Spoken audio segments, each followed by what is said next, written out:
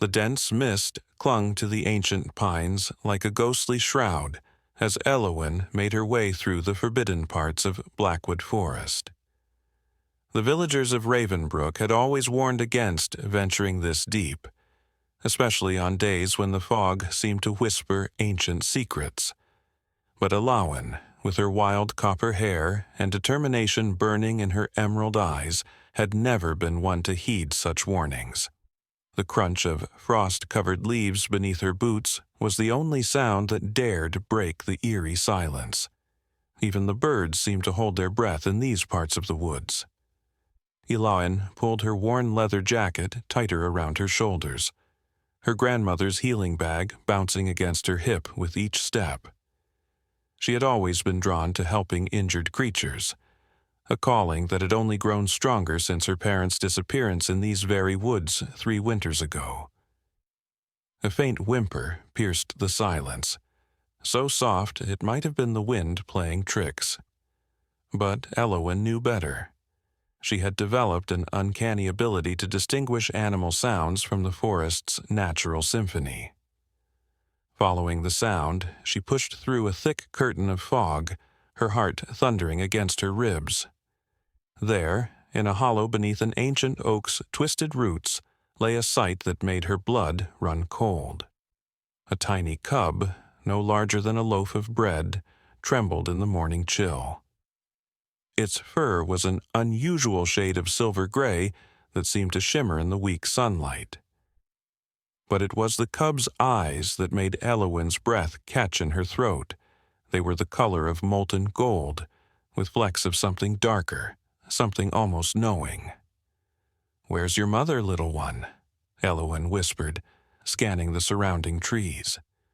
The forest remained unnaturally still. No protective mother bear emerged from the shadows. No warning growls echoed through the trees, just silence, heavy and expectant. The cub let out another whimper, weaker this time, and Eloen's heart clenched. She knew the laws of her village. Wild animals must remain wild. Her best friend Theron's words echoed in her mind. "Nature has its own way, Eloen. We can't interfere with every struggling creature." But as she knelt beside the hollow, the cub's golden eyes met hers, and something passed between them, something ancient and inexplicable. With trembling fingers, Eloen reached out to touch its fur. The moment her skin made contact, a jolt of electricity seemed to race up her arm, and the fog around them grew thicker, as if trying to hide what was about to unfold. In that moment, Eloen made a decision that would forever change not only her life, but the fate of everyone in Ravenbrook. She scooped the cub into her arms, tucking it inside her jacket. As she turned to leave, a sound like distant thunder rolled through the forest, though the sky remained clear. The ancient oaks seemed to lean away from her path, their branches creaking in protest of what she had just set in motion. "Don't worry," she whispered to the bundle against her chest, feeling its rapid heartbeat sync with her own. "I'll keep you safe." But as the words left her lips, a crow's harsh call split the air like a warning, and for just a moment the cub's eyes flashed with something that looked almost like satisfaction. The journey back to Ravenbrook tested every ounce of Eloen's stealth and determination.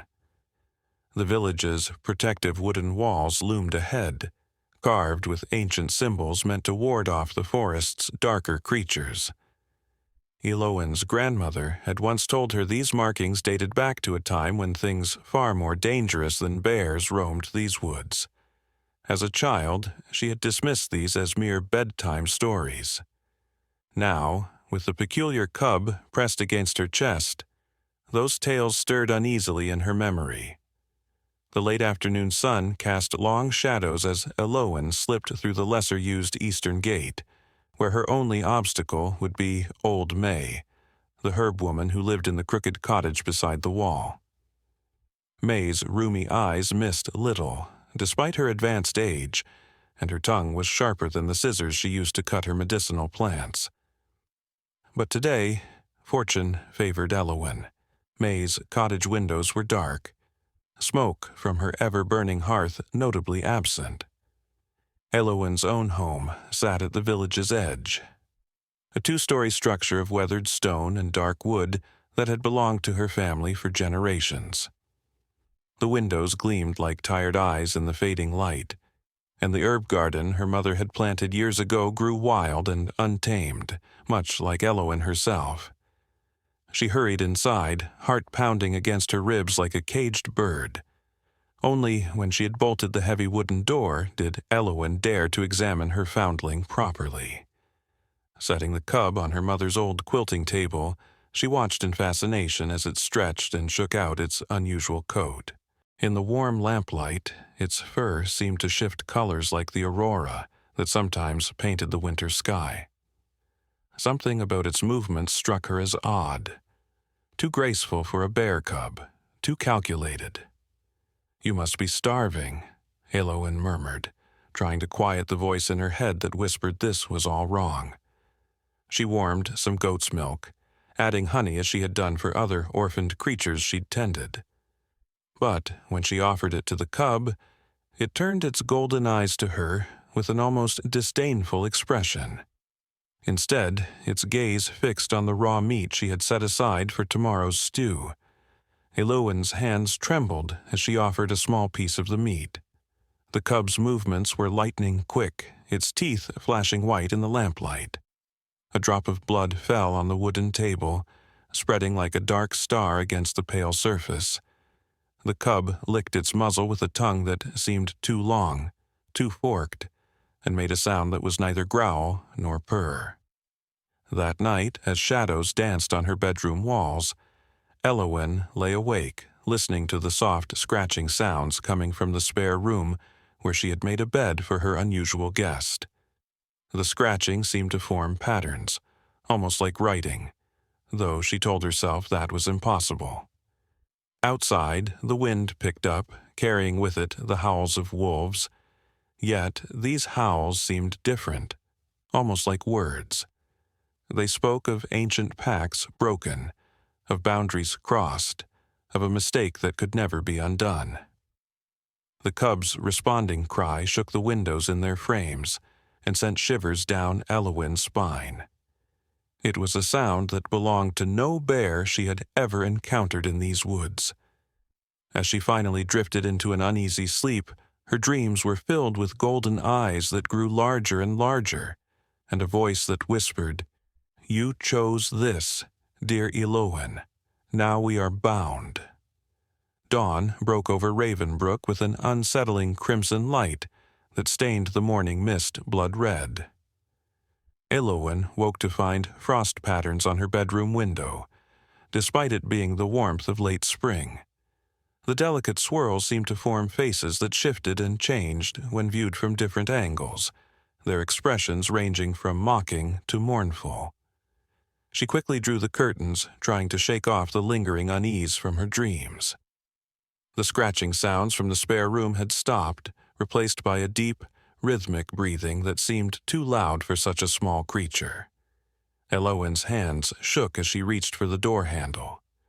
The metal felt impossibly cold beneath her fingers, and for a moment she could have sworn she saw ancient symbols etching themselves into the brass, only to vanish like breath on a mirror. The cub lay curled in the nest of blankets she had made, but something about its appearance made her pause. It seemed larger than the night before, its silver-gray fur now threaded with streaks of midnight blue that appeared to move in the morning light. The room itself felt wrong. The shadows in the corners were too deep, and the air held the metallic tang of an approaching storm. "Good morning, little one," Eloen whispered, her voice catching as the cub raised its head. Those golden eyes had changed too, now holding pinpricks of white light that danced like distant stars. When it yawned, she caught glimpses of teeth that seemed to have multiplied overnight, arranged in rows that no natural bear cub should possess. A sharp knock at the front door made them both freeze. "Eloen? Are you there?" It was Theron's voice, tight with concern. No one's seen you since yesterday, and old May is telling strange tales about shadows that walk like men around your house at night." The cub's reaction was immediate and terrifying. It rose on its hind legs with unnatural grace, its shadow stretching up the wall until it towered over Eloen, taking shapes that made her eyes water. A low sound emerged from its throat, not quite a growl, not quite speech, and the windows began to vibrate in their frames. "Just a moment," Eloen called out, her voice higher than usual.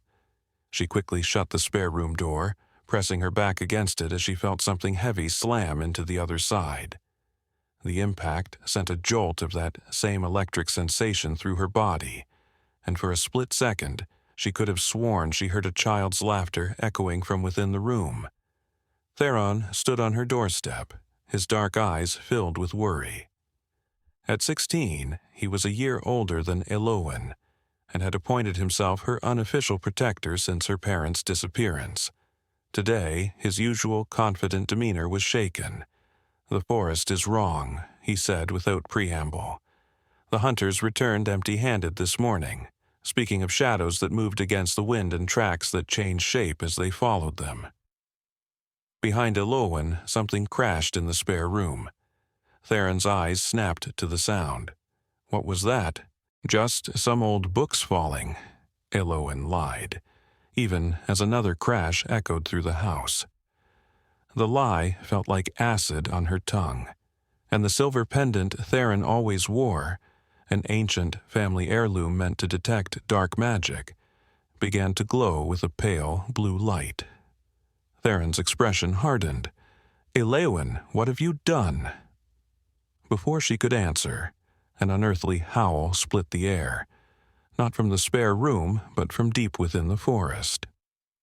It was answered by the thing in Eloen's house, its cry shaking dust from the rafters and causing the protective symbols carved into the village walls to flare with sudden brilliant light.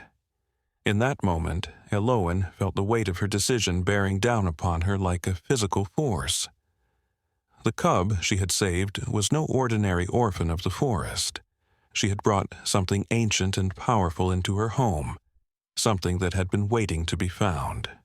And now, as more howls echoed from the forest and answering cries shook her home, she realized that she hadn't just saved a life, she had reopened a door that had been sealed for generations. The temperature in the house plummeted, frost creeping across the floorboards in intricate patterns that spelled words in a language long forgotten. The thing in the spare room had gone quiet, but the silence was somehow worse than the noise.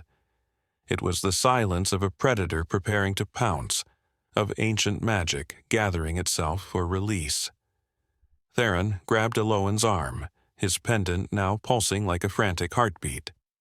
"We need to get you out of here, now." But Eloen knew it was too late. She could feel the bond that had formed in the forest, could sense it pulling at her very soul.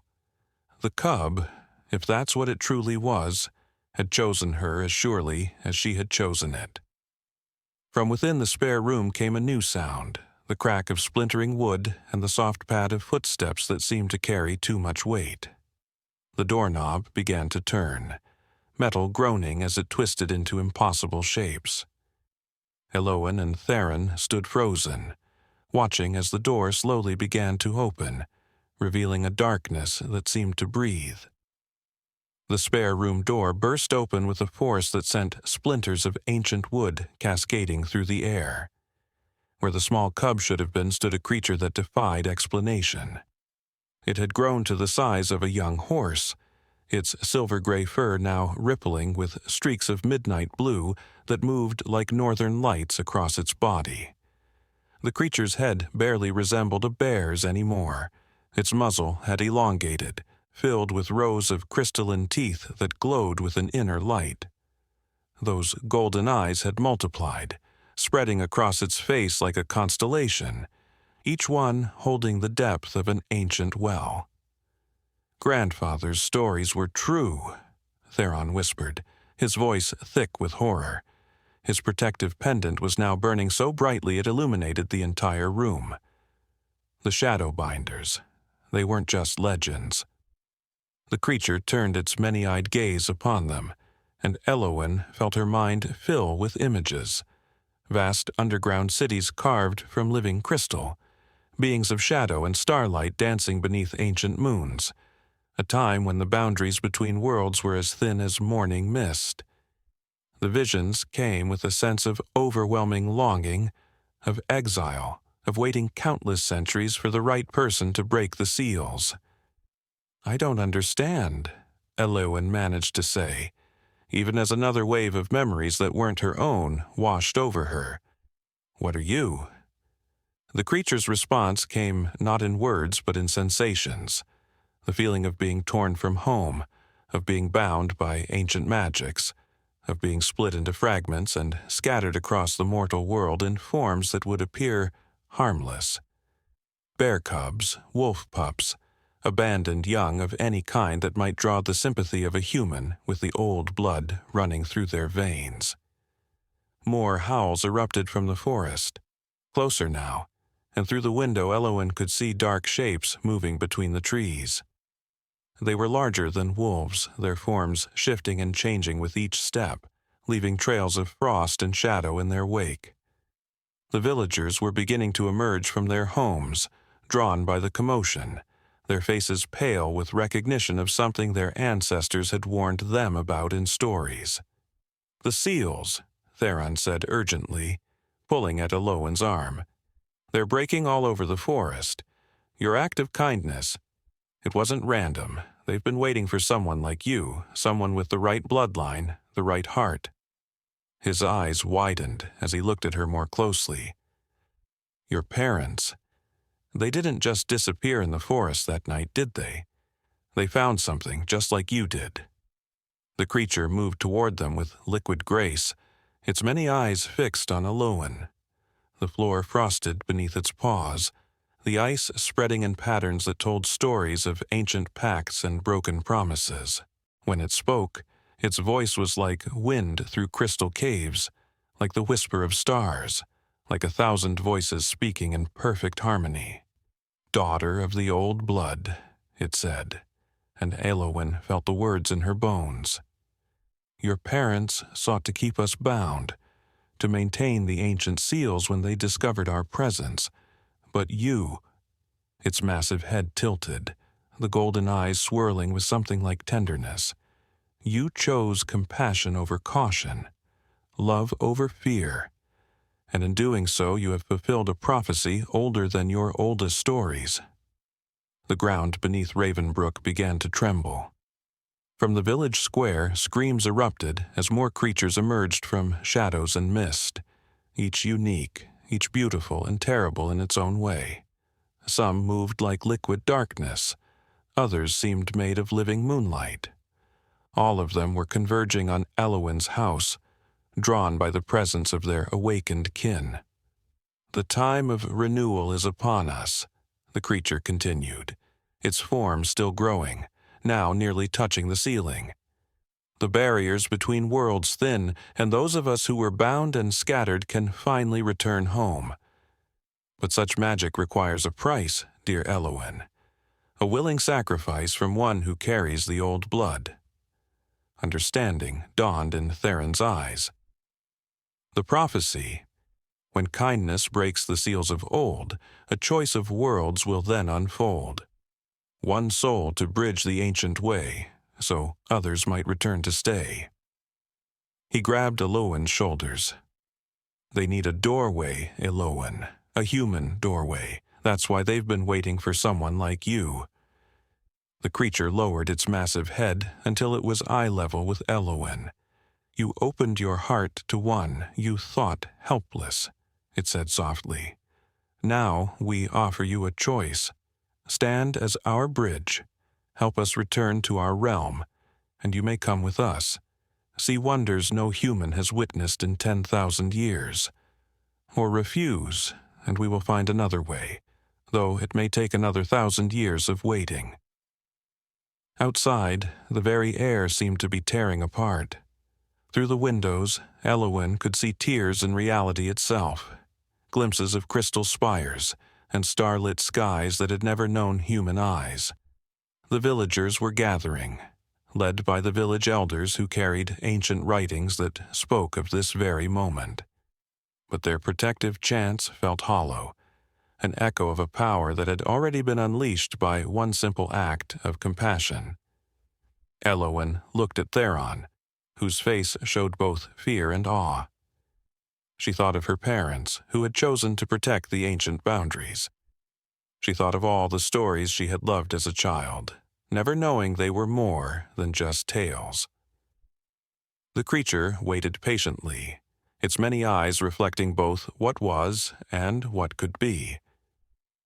In that moment, as reality itself held its breath, Eloen remembered the jolt of connection she had felt in the forest, the instant she had touched the cub. Perhaps this had been written in her blood all along, a destiny shaped by both ancient magic and the simple choice to help a creature in need.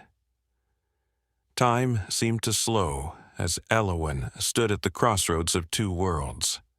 The air around her shimmered with possibilities, each breath drawing in both the familiar sense of her village home and strange, sweet fragrances from the crystal realm glimpsed through the tears in reality. The creature, the Shadowbinder, waited with the patience of mountains, its constellation of eyes reflecting entire universes she had never known existed.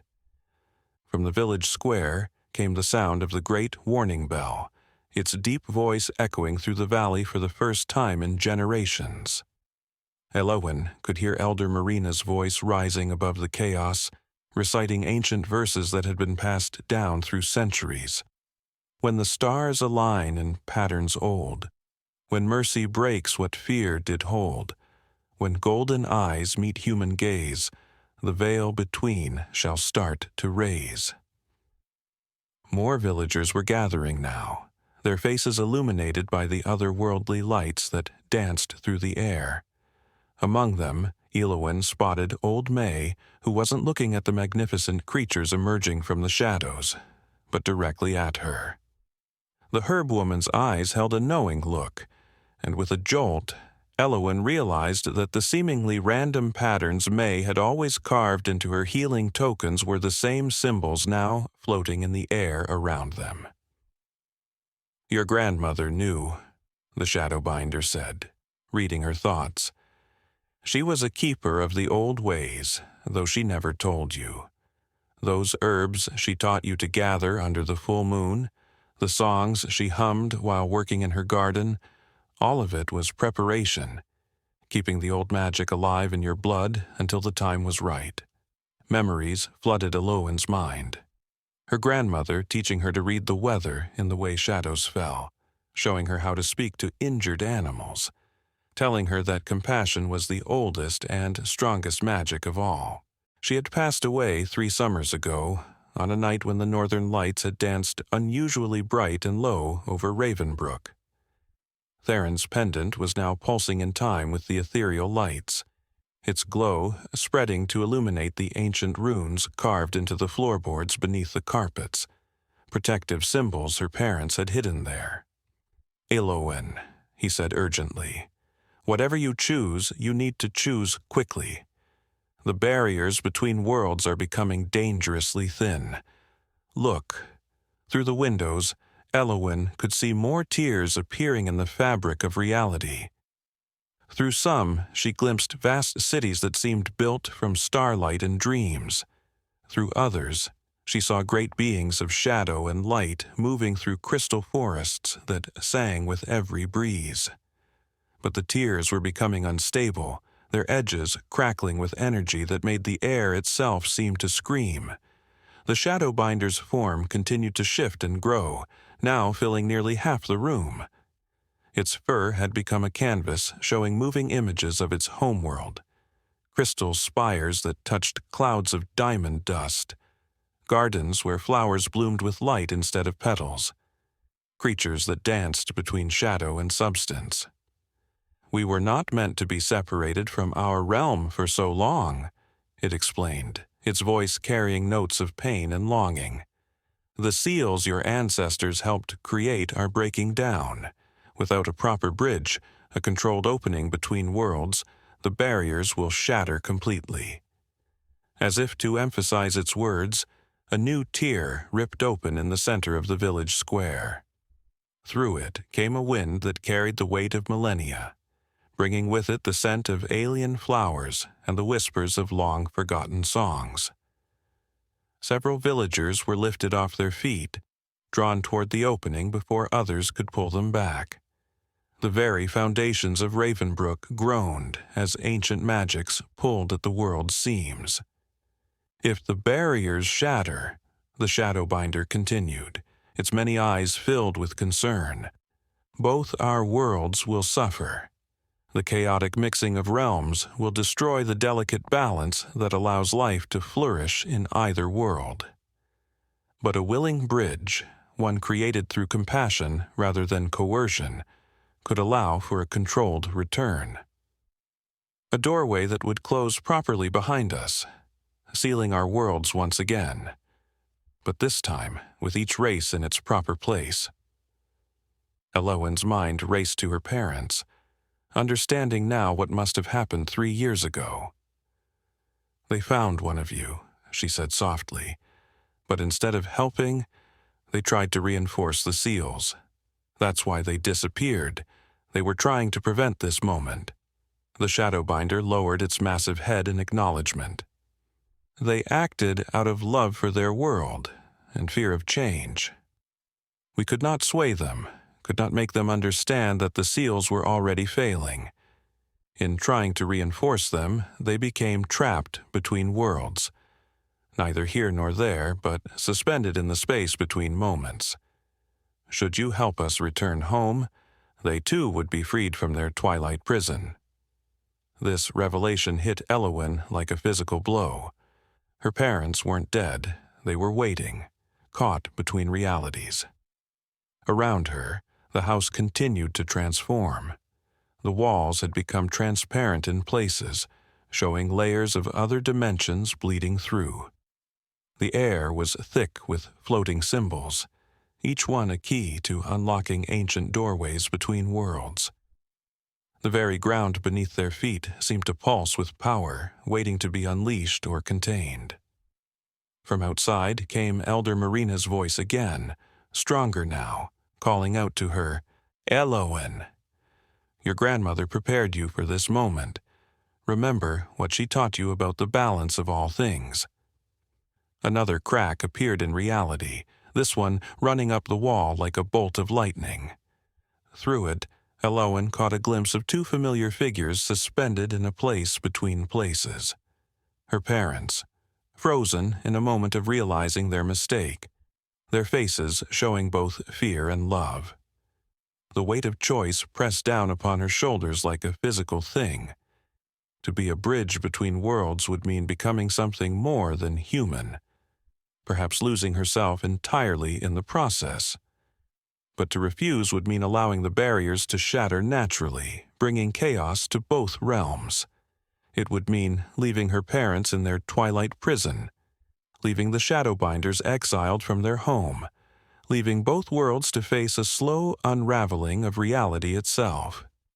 The decision crystallized in Eloen's heart like frost blooming on a window pane. She thought of her grandmother's last words to her. "Magic isn't in the herbs or the stones, dear one. It's in the choices we make when faced with something greater than ourselves." Looking into the Shadowbinder's constellation of eyes, she saw not just power and ancient knowledge, but also the same trust she had seen in every injured creature she had ever helped. "I'll do it," she said, her voice carrying the weight of mountains. "I'll be your bridge, but I have conditions." The air itself seemed to hold its breath.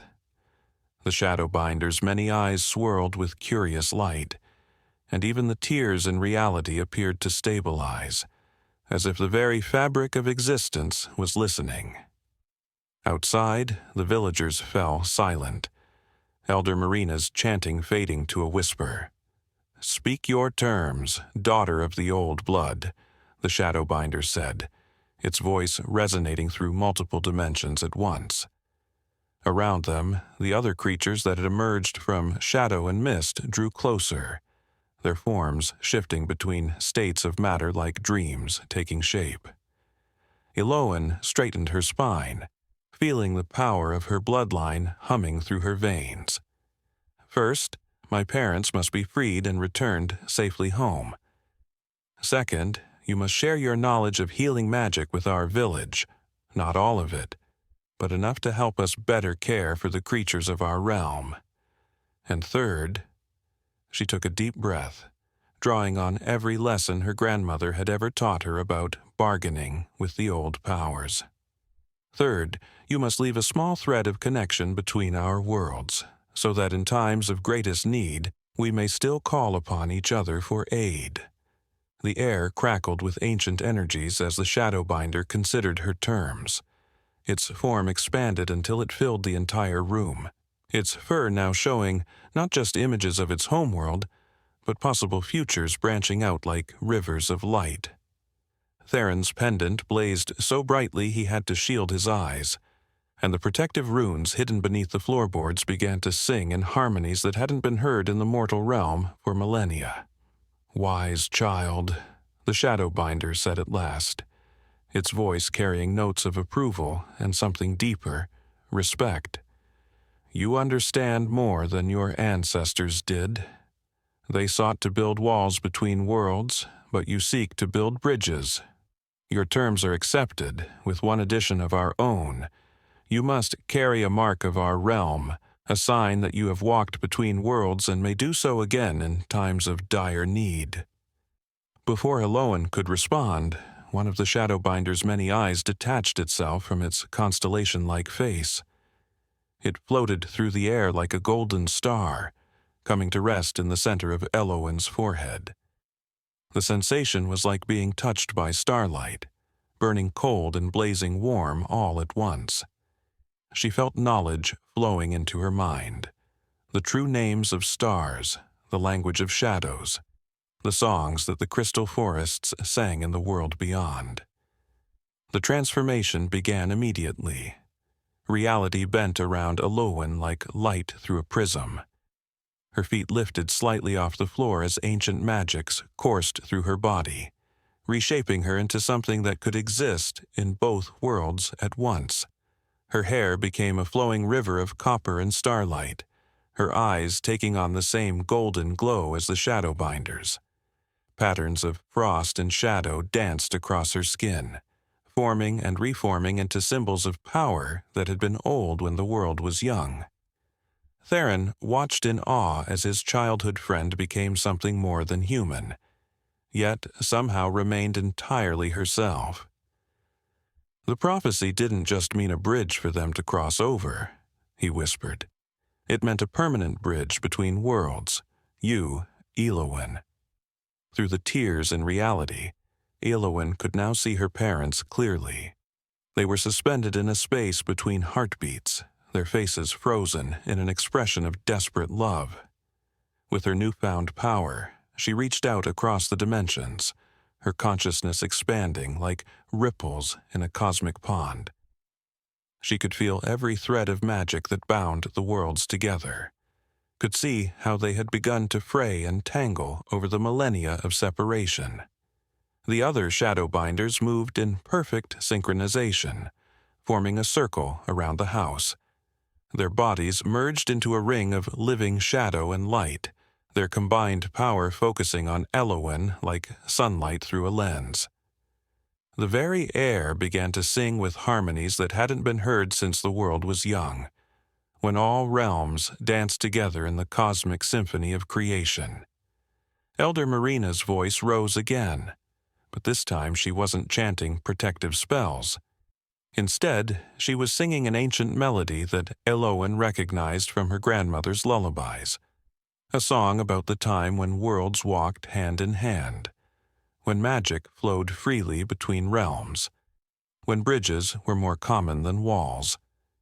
The moment of transformation reached its peak. Eloen felt herself existing in multiple states at once, human and otherworldly, flesh and starlight, present and eternal. Through her, the barriers between worlds began to reshape themselves, not as walls but as carefully crafted doorways. She could feel the Shadowbinders beginning their journey home, their essence flowing through her like a river of dreams and stardust. As the first of them crossed over, the tears in reality began to heal, not by closing completely, but by becoming properly formed portals that could be opened and closed at will. The chaos of uncontrolled dimensional bleeding subsided, replaced by the ordered flow of power through proper channels. Through it all, Eloen remained conscious, watching in wonder as two worlds that had been separated for millennia finally found a way to coexist. In that moment of perfect harmony between realms, Eloen felt a sudden pull from the space between dimensions. There, in the twilight realm where time had no meaning, she saw her parents beginning to move again, like statues coming to life. Their expressions of desperate love transformed into wonder as the stasis that had held them for 3 years began to dissolve. Eloen reached out with her newfound power, wrapping them in strands of starlight and shadow, gently pulling them back into the mortal world. They materialized in the center of the room, looking exactly as they had the day they disappeared. Her father's dark hair still bore traces of frost from that winter morning, and her mother's healing bag still hung at her side, filled with herbs meant to strengthen the failing seals. They stumbled slightly, adjusting to the feeling of solid ground beneath their feet, then froze as they took in their daughter's transformed appearance. "Eloen," her mother whispered, reaching out with trembling fingers to touch the patterns of frost and shadow that danced across her daughter's skin. "What have you become?" The Shadowbinder, still present but now existing in multiple dimensions at once, answered for her. "She has become what you feared, but in doing so has prevented the catastrophe you sought to avoid. Your daughter has found a way to heal the breach between worlds rather than merely sealing it." Understanding dawned in her father's eyes as he looked around the room, taking in the controlled tears in reality that now functioned as proper doorways. "The prophecy," he breathed. "We interpreted it wrong, didn't we? When it spoke of a bridge, we thought it meant destruction, the barriers breaking down completely." "A common mistake," the Shadowbinder said, its voice gentle despite its enormous power. "Fear often leads to misunderstanding. You sought to reinforce the walls between worlds, not realizing that walls, no matter how strong, will eventually crack and crumble. But a bridge, built with understanding and compassion, can last forever." Through the windows, Eloen could see the villagers gathering closer, their fear giving way to awe as they witnessed the transformation of their world. The crystal spires of the Shadowbinder's realm were now visible through the properly formed portals, their otherworldly beauty no longer a threat, but a promise of wonders to come. Old May had begun collecting the frost that formed around the portals, her experienced eyes recognizing new forms of healing magic in its patterns. Theron moved to stand beside Eloen, his pendant now pulsing in harmony with her transformed essence. "The stories got it wrong," he said softly. "They painted the Shadowbinders as demons, as creatures to be feared and locked away, but they were just trying to get home." "Home," Eloen repeated, the word carrying new weight in her transformed voice, which now seemed to echo through multiple dimensions at once. "That's what this was always about, wasn't it? Finding a way for everyone to be where they truly belong, while still maintaining connections that enrich both worlds." The remaining Shadowbinders had begun their journey home, their forms flowing through the properly formed portals like living streams of starlight and shadow. As each one passed through Eloen, she gained more understanding of their world, their culture, their magic. She saw how they had been trapped in the mortal realm during an ancient cataclysm, how they had taken forms that might attract help from humans with the old blood, how they had waited centuries for someone who would understand that compassion was stronger than fear. Elder Marina approached, her ancient scrolls floating around her, rewriting themselves as the true history of both worlds became clear. "The balance has been restored," she declared, her voice carrying the weight of official proclamation. "But not as our ancestors intended. They sought separation, but you, Eloen, have given us integration." The transformation of Ravenbrook was already beginning. Where the chaotic tears in reality had threatened destruction, the proper portals now allowed for controlled exchange between worlds. Crystal formations began growing alongside normal plants in the village gardens, their light providing new forms of healing energy. Shadows gained depth and purpose, becoming paths through which messages and small objects could be passed between realms. Eloen's parents watched in amazement as their daughter moved through these changes with natural grace, her new form allowing her to exist simultaneously in both worlds. Her mother's healing knowledge combined with Shadowbinder magic, creating new possibilities for helping both mundane and magical creatures. Her father's protective instincts found new purpose in understanding and maintaining the proper boundaries between realms. The original cub-like form of the Shadowbinder who had started it all now shimmered beside Eloen, its multiple eyes reflecting the same stars that now seemed to live within her. "You could still come with us," it offered. "Live fully in our realm of crystal and shadow." But Eloen smiled, understanding her role completely now. "My place is here, maintaining the bridge. Besides," she added, reaching out to take her parents' hands, feeling the years of separation heal with each heartbeat, "I have responsibilities in both worlds now." The night deepened around Ravenbrook, but darkness held no fear for its inhabitants anymore. Crystal formations glowed with soft light, shadows danced with purpose and meaning, and in the space between moments a girl who had once simply wanted to help an injured cub now stood as a living bridge between worlds, proving that compassion could indeed be the strongest magic of all. The seasons turned like pages in an ancient book, and Ravenbrook transformed in ways that even the oldest stories had never imagined possible. 5 years after Eloen's choice to become a bridge between worlds, the village had become a place where magic and mundane danced together in perfect harmony. The once simple cottages now grew like living things, their walls incorporating crystal formations that hummed with gentle light and healing energy. Gardens bloomed with flowers from both realms, earthly roses twining around stalks of crystalline blooms that chimed softly in the breeze. Eloen herself had grown into her role with the same grace that had led her to save the Shadowbinder cub in the first place. Her transformation had stabilized into something both magnificent and manageable. During the day, she appeared almost normal, save for the subtle patterns of frost and shadow that shifted across her skin like living tattoos, and the golden star that still gleamed in the center of her forehead. But in the twilight hours, when the barriers between worlds grew naturally thinner, her true nature emerged more fully, her hair flowing with starlight, her eyes reflecting universes, her very presence a reminder of the bridge she had become. Her parents had transformed in their own way, their time trapped between dimensions giving them unique insights into the nature of both worlds. Her mother's healing practice now incorporated shadowcraft and crystal energy, creating cures for ailments that had once been considered hopeless.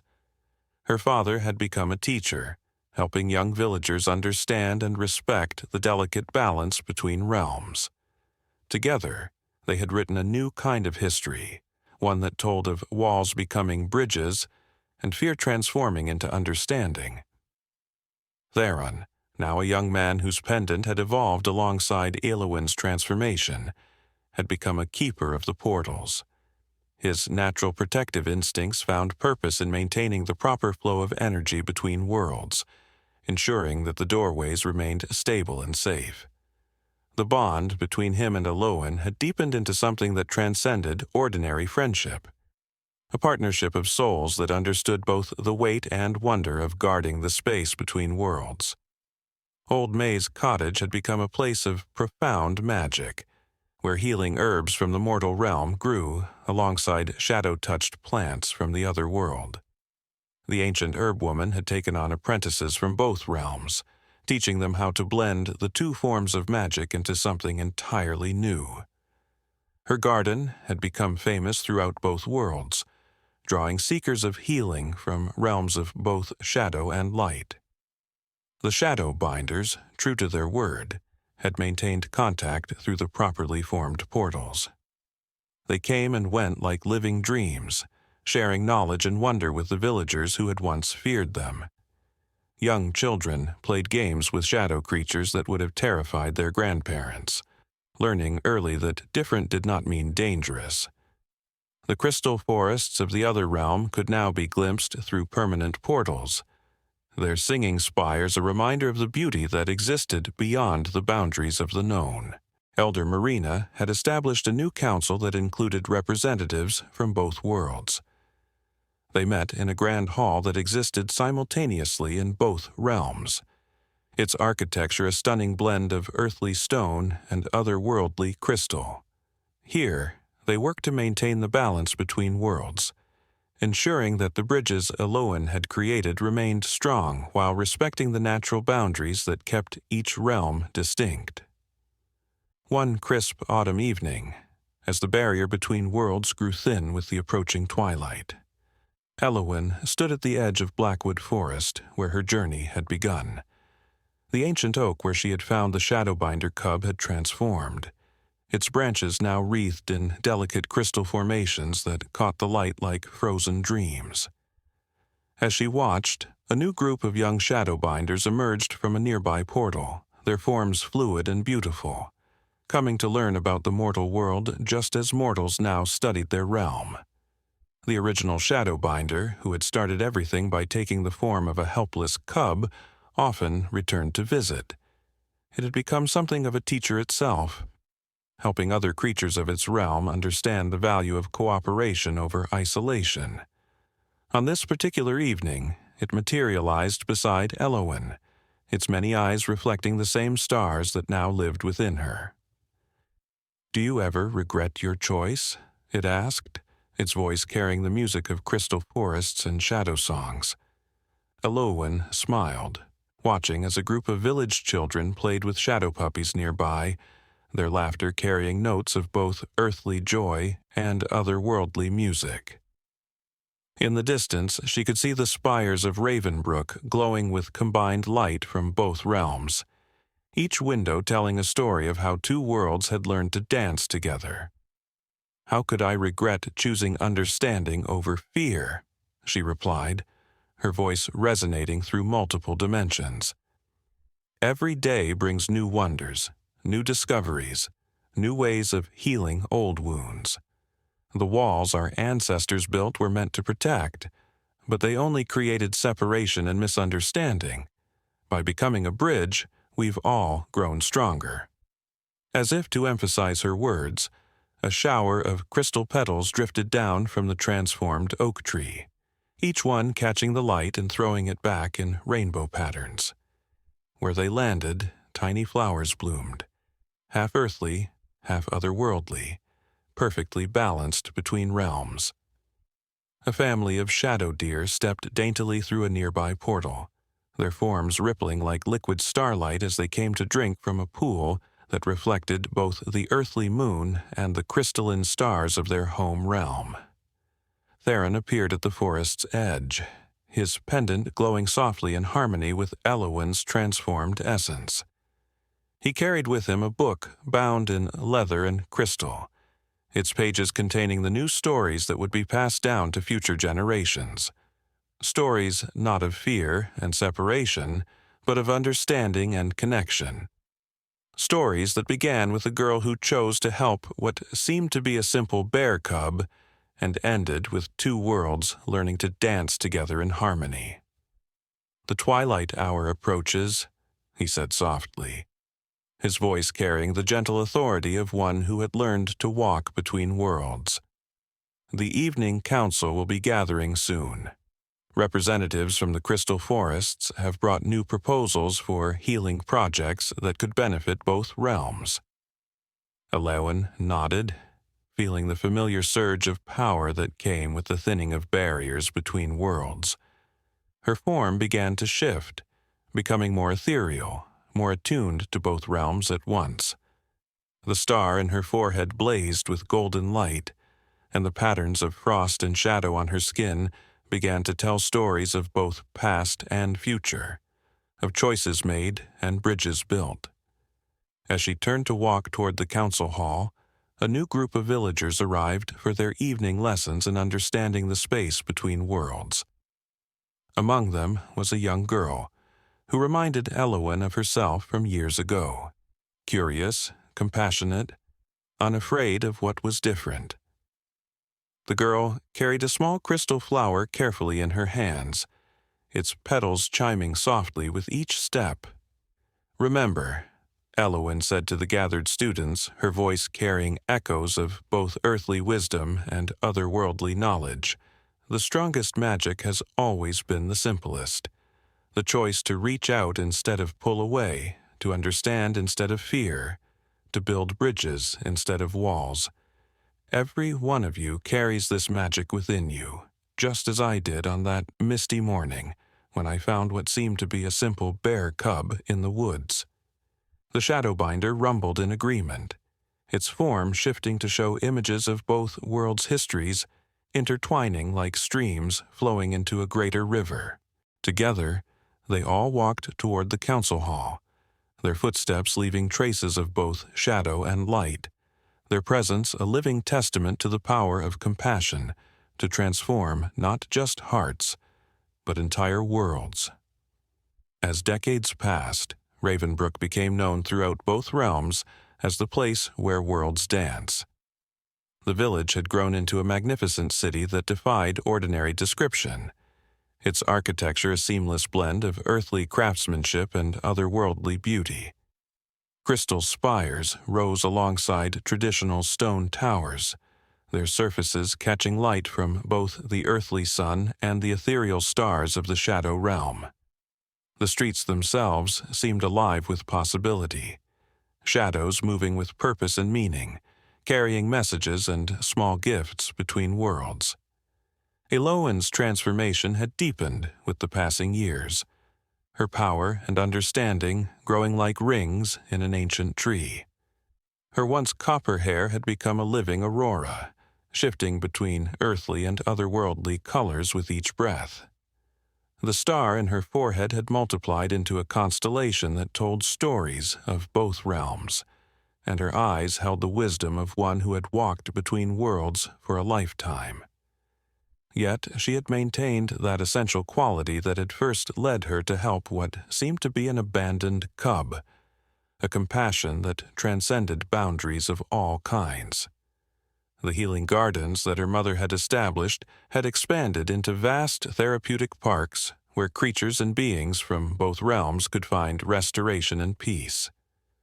Crystal flowers grew alongside earthly herbs, their combined properties creating cures that would have seemed miraculous in the days before the bridges were built. Shadow-touched animals moved freely among their earthly counterparts, each species teaching the other new ways of being, new possibilities for adaptation and growth. Theron, his dark hair now streaked with silver that gleamed like starlight, had trained generations of portal keepers. His original pendant had become a template for a new kind of artifact, crystals that helped their bearers understand and navigate the space between worlds. Under his guidance, the art of walking between realms had become not just a skill, but a philosophy, teaching the importance of maintaining balance while building connections. The original Shadowbinder had become something of a legendary figure in both realms, known not as the creature who broke the ancient seals, but as the one who helped forge a new kind of harmony. It had taken to appearing in different forms, sometimes as the silver-gray cub that Eloen had first encountered, sometimes as a being of pure shadow and starlight, each form teaching new lessons about perception and reality. On the 100th anniversary of the day Eloen had made her choice, representatives from both realms gathered in the Grand Council Hall, a structure that existed simultaneously in multiple dimensions, its walls showing scenes from both worlds' histories. The occasion was both a celebration and a renewal of the bonds between realms. Young shadow children played with human children in the courtyard, their laughter blending into music that could only exist in the space between worlds. Elder Marina's great-granddaughter, now an elder herself, stood before the gathered crowd, her voice carrying the weight of history and the promise of future possibilities. A century ago, our ancestors feared what they did not understand. They built walls where bridges should have been, created boundaries where we should have sought connection. But one person's choice to show compassion, to reach out instead of turn away, transformed not just our village, but the very nature of how worlds can interact. The original Shadowbinder materialized beside Eloen, its many eyes reflecting the same stars that now lived within her. Together, they watched as a new generation of bridge builders presented their visions for the future, projects that would create even more ways for the realms to benefit from each other while maintaining their essential natures. Young scholars from both worlds had discovered that the space between realms was not empty, but filled with possibilities, a place where new forms of art, music, and magic could be born. Eloen's parents, though long passed from the mortal realm, had left a legacy that continued to grow. Their experience of being trapped between dimensions had led to profound insights about the nature of reality itself. The libraries they had established, filled with books that existed in multiple states at once, had become centers of learning that attracted seekers of wisdom from across both worlds. As twilight approached on this momentous day, Eloen stood once again at the edge of Blackwood Forest, now a sacred grove where the boundaries between worlds were celebrated rather than feared. The ancient oak where she had found the Shadowbinder cub had grown into something extraordinary, a tree that existed in both realms at once, its branches bearing both earthly fruits and crystal flowers, its very existence a testament to the possibility of harmony between different ways of being. A young girl approached Eloen, her eyes filled with wonder. Like many in the new generation, she was a child of both worlds, born to a human mother and a shadow-touched father, her very existence something that would have seemed impossible a century ago. "Is it true?" she asked, her voice carrying notes of both earthly warmth and crystalline clarity, "that all of this began because you helped what you thought was a bear cub?" Eloen smiled, the patterns of frost and shadow on her skin shifting to show scenes from that fateful day. "It began," she said, her voice resonating through multiple dimensions, "because I chose to listen to my heart rather than my fears.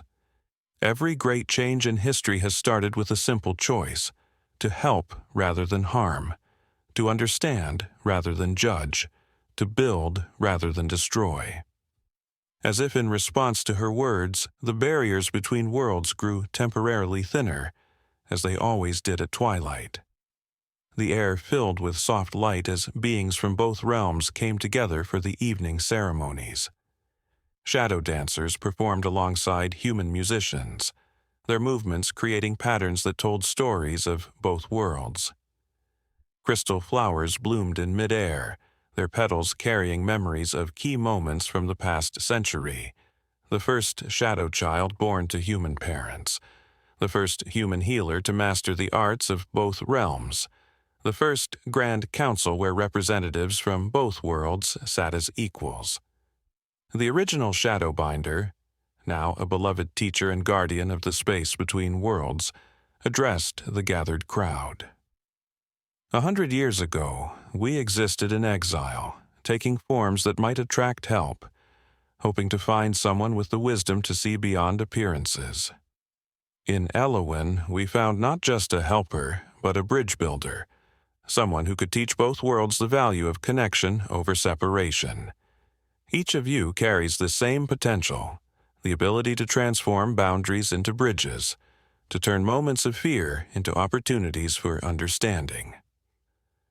As night fell fully, the crystal spires of Ravenbrook began to glow with their own inner light, creating a display that could be seen from both realms. Shadow birds flew in complex patterns overhead, their wings leaving trails of starlight that wrote messages of hope and unity in the sky. The children of both worlds released floating lights, some made of earthly fire, others of shadow essence, that rose into the air and merged, creating new forms of illumination that symbolized the endless possibilities of cooperation between realms. Eloen, standing at the center of it all, felt the familiar surge of power that came with her role as a bridge between worlds. But now, a century after her choice, she understood that she had never really been alone in her task. Every person who had chosen understanding over fear, every being who had reached across the boundaries to forge new connections, had become a kind of bridge themselves. The true magic had never been in the transformation of her form, but in the transformation of hearts and minds that had allowed two worlds to recognize themselves in each other. As the celebration continued into the night, with shadow dancers weaving between crystal spires and children from both realms sharing stories and dreams, Eloen looked out over the city she had helped create. The boundaries between worlds had not disappeared. They had simply become doorways rather than walls, opportunities rather than obstacles. And in the laughter of children who knew no fear of difference, in the songs that blended earthly and otherworldly harmonies, in the healing gardens where plants from both realms grew together in perfect harmony, she saw the ultimate truth, that love, expressed through simple acts of compassion, held the power to transform not just individual lives, but the very fabric of reality itself. 2 centuries after Eloen first reached out to help what seemed to be an abandoned cub, the reverberations of that simple act of kindness continued to reshape not just Ravenbrook, but the very nature of existence itself. In the vast expanse of transformed reality, where consciousness shaped both time and space, an even more profound understanding began to emerge about the nature of possibility itself. The quantum philosophers at the University of Universal Understanding had discovered that what beings once thought of as possible or impossible were merely expressions of consciousness limited by fear and separation. Through the lens of compassion, they found that possibility was not a fixed set of outcomes, but rather an infinite field of potential waiting to be awakened by conscious intention. The possibility gardens, which had evolved from the merged consciousness of countless dimensions, had become living laboratories where the very nature of potential could be studied and understood. Here, visitors could witness how Eloen's single choice had created what scholars called possibility cascades, chains of awakened potential that continued to birth new forms of reality across all dimensions. These cascades had transformed the fundamental nature of what could be, showing that actions motivated by genuine compassion could unlock possibilities that transcended the ordinary limitations of existence. The Shadowbinders, now existing as pure potential given consciousness, had discovered that their ability to shift forms was merely one expression of an infinite field of possibility. They had become guides in what they called potential crafting, the art of helping beings understand how consciousness, guided by compassion, could reshape the very boundaries of what was possible. Under their guidance, beings learned to see beyond the apparent limitations of their current form of existence, recognizing that every limitation was simply an invitation to explore new possibilities. In the Chamber of Infinite Potential, which had grown from the moment when a girl had chosen to help what seemed to be an abandoned cub, visitors could experience what quantum philosophers called possibility enlightenment, the profound understanding that every moment contained within it the seeds of infinite potential, waiting to be awakened by conscious compassion. The chamber itself existed in a state of quantum superposition, simultaneously expressing all possible outcomes of that fateful choice, while demonstrating how compassion had guided reality toward its most harmonious expression. Eloen's consciousness had evolved to encompass this infinite field of possibility. She existed now as what scholars called a potential catalyst, a being who could help others recognize and activate the latent possibilities within their own nature. Yet, she had maintained her connection to the simple truth that had started everything, that compassion, expressed through conscious choice, could transform not just individual possibilities, but the very nature of potential itself. The library of infinite narratives had become a place where possibility itself could be read and understood as a living text. Each story contained within its pages was not merely a single narrative, but a quantum field of potential narratives, showing how every choice created new branches of possibility that influenced all of reality. Visitors discovered that what they had once thought of as fiction or reality were merely different expressions of the same infinite field of potential, waiting to be shaped by conscious intention and compassionate purpose. The original point had developed into what quantum philosophers called a possibility nexus, a place where all potential realities converged around that one crucial moment of compassionate choice. Here, beings could understand how individual acts of kindness created not just new possibilities, but new categories of possibility entirely. The very fabric of reality had become responsive to the power of compassionate choice, allowing for forms of existence that transcended traditional understanding of what was possible. The children of the bridge had evolved into what scholars called possibility weavers, beings who could perceive and interact with the quantum field of potential itself. They had learned to help others recognize that what seemed impossible was often merely unopened potential, waiting to be awakened by conscious compassion. Under their guidance, beings that experienced reality as fixed and limited could discover the infinite possibilities that lay within every moment. In the spaces between possibilities, where consciousness could observe itself free from the constraints of apparent limitation, new understandings continued to emerge. Beings that existed as pure potential discovered ways to interact with entities that experienced reality as manifested form. The boundaries between different states of possibility grew ever more fluid. The connections between different forms of potential grew ever more profound, and the capacity for transformation remained ever present. Theron's legacy had expanded into what became known as possibility harmonics, the art and science of helping different potentials interact and evolve together. The consciousness bridges had developed the ability to translate not just between different forms of existence, but between different states of possibility itself. They could help beings understand how their individual potential connected to the vast, ever-expanding field of universal possibility. The Garden of Infinite Possibility had evolved to include what scholars called quantum flora, plants that existed simultaneously as both actualized form and pure potential, their growth patterns expressing complex possibilities that could be understood by beings from any dimension. These living possibility sensors had revealed that compassion itself was a force that operated at the level of pure potential, capable of reshaping the very boundaries of what could be. As new forms of possibility continued to emerge across infinite dimensions, as new ways of understanding and experiencing potential came into being, the legacy of that one simple choice continued to expand and evolve. The boundaries between possible and impossible grew ever more fluid.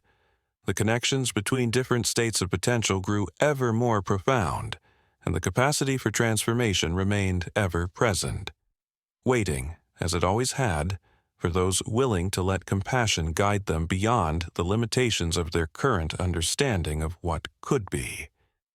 In the end, what had begun as a simple act of kindness in a misty forest had become the catalyst for the transformation of possibility itself. The girl who had chosen to help what seemed to be an abandoned cub had become something far beyond ordinary existence. Yet she had maintained the essential truth that had started everything, that in every possibility, in every potential, in every conceivable configuration of reality, compassion remained the force that could transform not just individual potentials, but the very nature of possibility itself. Deep within the transformed fabric of existence, where consciousness shaped possibility and compassion rewrote the rules of reality. Evolutionary biologists at the University of Universal Understanding made a discovery that would reshape understanding across all dimensions. They found that evolution itself was not merely a process of random mutation and natural selection, but rather a conscious dance of potential guided by the fundamental force of compassion. This force, they discovered, operated at levels far deeper than physical form, influencing the very patterns by which consciousness chose to express itself across all planes of existence. The evolution gardens, which had grown from the merged wisdom of countless dimensions, had become living laboratories where the true nature of growth and change could be studied in its purest form. Here, visitors could witness what scholars called conscious evolution, the process by which compassionate awareness actively shaped the development of all forms of existence. The gardens themselves evolved in real time, responding to the collective consciousness of their visitors and demonstrating how intention and compassion could guide the process of transformation. In these gardens, the original oak tree where Eloen had found the Shadowbinder cub had become what evolutionary scholars called an evolution nexus, a living entity that demonstrated how a single act of compassion could redirect the evolutionary trajectory of entire realities. Its branches reached through multiple dimensions, each leaf telling the story of a different evolutionary path, all stemming from that one moment of conscious choice. The tree itself had developed what scientists termed evolutionary awareness, the ability to consciously direct its own development in response to the needs of all beings who sought its shelter. The Shadowbinders, now existing as pure evolutionary potential, had discovered that their ability to shift forms was merely one expression of a deeper truth, that all of existence was in a constant state of conscious evolution, guided by the choices of aware beings. They had become teachers of what they called conscious evolution, the art of helping beings understand how they could actively participate in their own development, choosing paths of growth that benefited not just themselves, but all of reality. Eloen's consciousness had evolved to encompass this deeper understanding of transformation. She existed now as what evolutionary philosophers called an evolution catalyst, a being who could help others recognize and direct their own evolutionary potential. Yet she had maintained her connection to the simple truth that had started everything, that compassion, expressed through conscious choice, could transform not just individual development, but the very nature of evolution itself. The children of the bridge had evolved into what scholars called evolution weavers, beings who could perceive and interact with the very forces that guided development across all dimensions. Under their guidance, beings learned that evolution was not a competition for survival, but rather a collaborative dance of consciousness, each form of existence contributing to the growth and development of all others. They helped others understand that the most profound evolutionary leaps came not from conflict, but from moments of compassionate connection. In the chamber of evolutionary convergence, which had grown from the spare room where a seemingly ordinary bear cub had first revealed its true nature. Visitors could witness what scientists called evolutionary resonance, the way that compassionate choices created ripples through the developmental patterns of all reality. The chamber itself evolved constantly, its form shifting to demonstrate how consciousness could guide the process of change toward ever more harmonious expressions of existence. The library of infinite narratives had become a place where the story of evolution itself could be read and understood as a living text. Each page contained not just words but living examples of how consciousness guided the development of reality, showing how every compassionate choice created new possibilities for growth and transformation. Visitors discovered that what they had once thought of as fixed laws of development were actually fluid guidelines, responsive to conscious intention and compassionate purpose. The original point had developed into what evolutionary scientists called a development singularity, a place where all possible paths of growth converged around that one crucial moment of compassionate choice. Here, beings could understand how individual acts of kindness created not just new possibilities for evolution, but new categories of development entirely. The very process of growth had become responsive to conscious compassion, allowing for forms of development that transcended traditional understanding of how beings could change and evolve. Theron's legacy had expanded into what became known as evolution harmonics, the art and science of helping different developmental paths interact and evolve together. The consciousness bridges had developed the ability to translate not just between different forms of existence, but between different stages of evolution itself. They could help beings understand how their individual growth connected to the vast, ever-expanding pattern of universal development.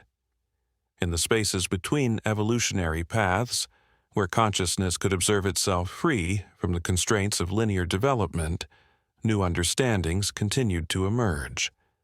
Beings that existed as pure potential discovered ways to interact with entities in various stages of manifestation.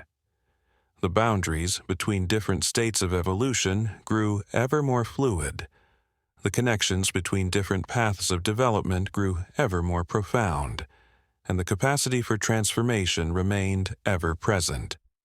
As new forms of evolution continued to emerge across infinite dimensions, as new ways of understanding and experiencing growth came into being, the legacy of that one simple choice continued to expand and evolve. The boundaries between different stages of development grew ever more fluid. The connections between different paths of evolution grew ever more profound, and the capacity for transformation remained ever present, waiting, as it always had, for those willing to let compassion guide them beyond the limitations of their current understanding of how beings could grow and change. As consciousness continued to expand across the infinite dimensions of existence, philosophers at the University of Universal Understanding discovered something profound about the nature of purpose and meaning themselves. They found that purpose was not a fixed destination or predetermined path, but rather an ever-expanding field of conscious intention guided by compassion. What beings once thought of as the meaning of life was revealed to be not a single answer, but an infinite dance of interconnected purposes, each contributing to the greater harmony of existence. The purpose gardens, which had evolved from the collective wisdom of countless dimensions, had become living expressions of meaning itself. Here, visitors could witness what philosophers called purpose resonance, the way that individual acts of compassion created ripples of meaning that influenced all of reality. The gardens themselves existed in a state of constant, meaningful evolution, each flower and leaf expressing a different aspect of purpose, each pattern of growth demonstrating how individual meaning contributed to universal significance. The original oak tree, where Eloen had first discovered the Shadowbinder cub, had transformed into what scholars called a meaning nexus, a point in reality where the purpose of all things became clear through the lens of compassion. Its branches reached through multiple dimensions of significance, each leaf containing within it an entire universe of meaning. Visitors who sat beneath its canopy spoke of experiencing what philosophers termed purpose enlightenment, the profound understanding that meaning itself was created through acts of conscious compassion. The Shadowbinders, now existing as pure embodiments of purpose, had discovered that their ability to shift forms was merely one expression of a deeper truth, that all of existence was constantly engaged in a search for meaning through connection and understanding. They had become guides in what they called purpose crafting, the art of helping beings discover how their individual meaning connected to the vast tapestry of universal purpose. In the Chamber of Infinite Meaning, which had grown from that first moment of compassionate choice, visitors could experience what philosophers called significance resonance, the way that every act of kindness created new layers of meaning across all dimensions of reality. The chamber itself existed in a state of constant, meaningful transformation, its very structure demonstrating how purpose evolved through conscious compassion. Eloen's consciousness had expanded to encompass this deeper understanding of meaning. She existed now as what philosophers called a purpose catalyst, a being who could help others recognize and activate the layers of significance within their own existence. Yet she had maintained her connection to the simple truth that had started everything, that compassion, expressed through conscious choice, could transform not just individual purpose but the very nature of meaning itself. The children of the bridge had evolved into what scholars called meaning weavers, beings who could perceive and interact with the very fabric of purpose across all dimensions. Under their guidance, beings learned that meaning was not something to be found, but rather something to be created through conscious acts of compassion. They helped others understand that the most profound sense of purpose came not from achieving goals, but from contributing to the greater harmony of existence. The Library of Infinite Narratives had become a place where the story of meaning itself could be read and understood as a living text. Each page contained not just words but living expressions of purpose, showing how every compassionate choice created new layers of significance that influenced all of reality. Visitors discovered that what they had once thought of as fixed meanings were actually fluid expressions of conscious intention, responsive to compassionate purpose. Theron's legacy had expanded into what became known as purpose harmonics, the art and science of helping different expressions of meaning interact and evolve together. The consciousness bridges had developed the ability to translate not just between different forms of existence, but between different layers of significance itself. They could help beings understand how their individual purpose connected to the vast, ever-expanding symphony of universal meaning. In the spaces between purposes, where consciousness could observe itself free from the constraints of predetermined meaning, new understandings continued to emerge. Beings that existed as pure potential discovered how their very existence contributed to the meaning of all things. The boundaries between different expressions of purpose grew ever more fluid. The connections between different layers of significance grew ever more profound, and the capacity for meaningful transformation remained ever present. The Garden of Infinite Possibility had evolved to include what philosophers called purpose flora, plants that existed as living expressions of meaning itself, their growth patterns demonstrating how individual purpose contributed to universal significance. These living meaning sensors had revealed that compassion itself was a force that operated at the level of pure purpose, capable of creating new layers of significance across all dimensions of reality. As new forms of meaning continued to emerge across infinite dimensions, as new ways of understanding and experiencing purpose came into being, the legacy of that one simple choice continued to expand and evolve. The boundaries between different expressions of significance grew ever more fluid. The connections between different layers of meaning grew ever more profound, and the capacity for purposeful transformation remained ever present, waiting, as it always had, for those willing to let compassion guide them beyond the limitations of their current understanding of what gave life its meaning. In the end, what had begun as a simple act of kindness in a misty forest had become the catalyst for the transformation of purpose itself.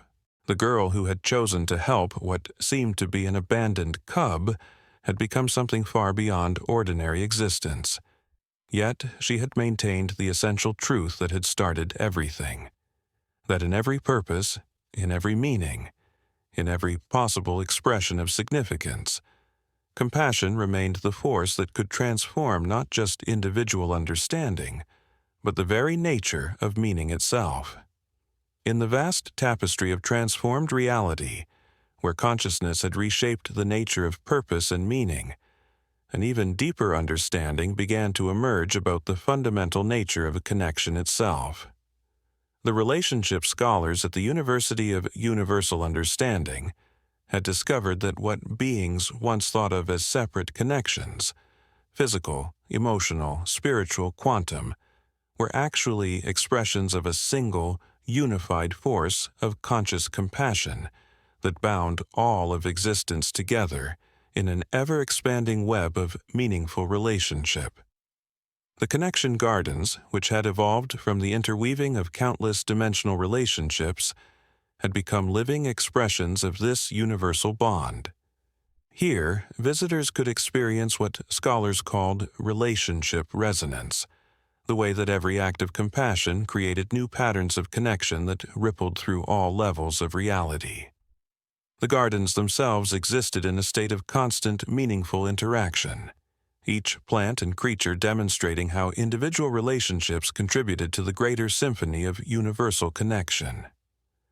The original oak tree, where Eloen had first formed that fateful bond with the Shadowbinder cub, had transformed into what relationship philosophers called a connection nexus, a point in reality where the interconnected nature of all things became not just visible but tangible. Its roots reached through multiple dimensions of relationship, creating what scholars termed the web of conscious connection, a living network that demonstrated how every being was linked to every other through threads of compassionate awareness. In the chamber of infinite relationship, which had grown from that first moment of compassionate connection, visitors could witness what philosophers called bond resonance, the way that every act of kindness strengthened not just individual relationships, but the very fabric of connection itself. The chamber existed simultaneously in all possible states of relationship, demonstrating how conscious compassion could transform seemingly separate entities into expressions of unified awareness. The Shadowbinders, now existing as pure embodiments of connection, had discovered that their ability to shift forms was merely one expression of a deeper truth, that all of existence was constantly engaged in a dance of relationship, each movement creating new patterns of meaningful connection. They had become guides in what they called bond weaving, the art of helping beings recognize and strengthen their connections to all aspects of reality. Eloen's consciousness had expanded to encompass this deeper understanding of universal relationship. She existed now as what philosophers called a connection catalyst, a being who could help others recognize and activate the infinite web of relationships that bound them to all of existence. Yet she had maintained her connection to the simple truth that had started everything, that compassion, expressed through conscious choice, could transform not just individual relationships, but the very nature of connection itself. The children of the bridge had evolved into what scholars called relationship weavers, beings who could perceive and interact with the very essence of connection across all dimensions. Under their guidance, beings learned that relationships were not limited to traditional concepts of interaction, but extended into realms of pure potential, where consciousness could connect with consciousness in ways that transcended ordinary understanding. In their teaching, they revealed how the universe itself was a vast network of conscious relationships, each connection contributing to the evolution of all others. They showed how what appeared to be separate relationships between particles, planets, people, or possibilities were actually expressions of the same fundamental force of conscious compassion that bound all of reality together. The Library of Infinite Narratives had become a place where the story of connection itself could be read and understood as a living text. Each page contained not just words, but living expressions of relationship, showing how every compassionate choice created new patterns of connection that influenced all of reality. Visitors discovered that what they had once thought of as fixed relationships were actually fluid expressions of conscious intention, responsive to compassionate purpose. Theron's legacy had expanded into what became known as relationship harmonics, the art and science of helping different forms of connection interact and evolve together. The consciousness bridges had developed the ability to translate not just between different forms of existence, but between different layers of relationship itself. They could help beings understand how their individual connections contributed to the vast, ever-expanding symphony of universal relationship. In the spaces between relationships, where consciousness could observe itself free from the constraints of traditional connection, new understandings continued to emerge. Beings that existed as pure potential discovered how their very existence created patterns of relationship that influenced all of reality. The boundaries between different forms of connection grew ever more fluid. The links between different layers of relationship grew ever more profound, and the capacity for meaningful connection remained ever present. The Garden of Infinite Possibility had evolved to include what philosophers called connection flora. Plants that existed as living expressions of relationship itself, their growth patterns demonstrating how individual bonds contributed to universal connection. These living relationship sensors had revealed that compassion itself was a force that operated at the level of pure connection, capable of creating new patterns of relationship across all dimensions of reality.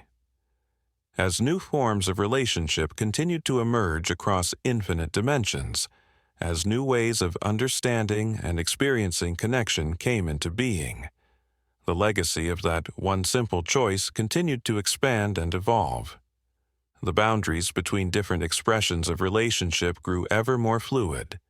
The connections between different layers of bond grew ever more profound, and the capacity for meaningful connection remained ever present, waiting, as it always had, for those willing to let compassion guide them beyond the limitations of their current understanding of how beings could relate to one another.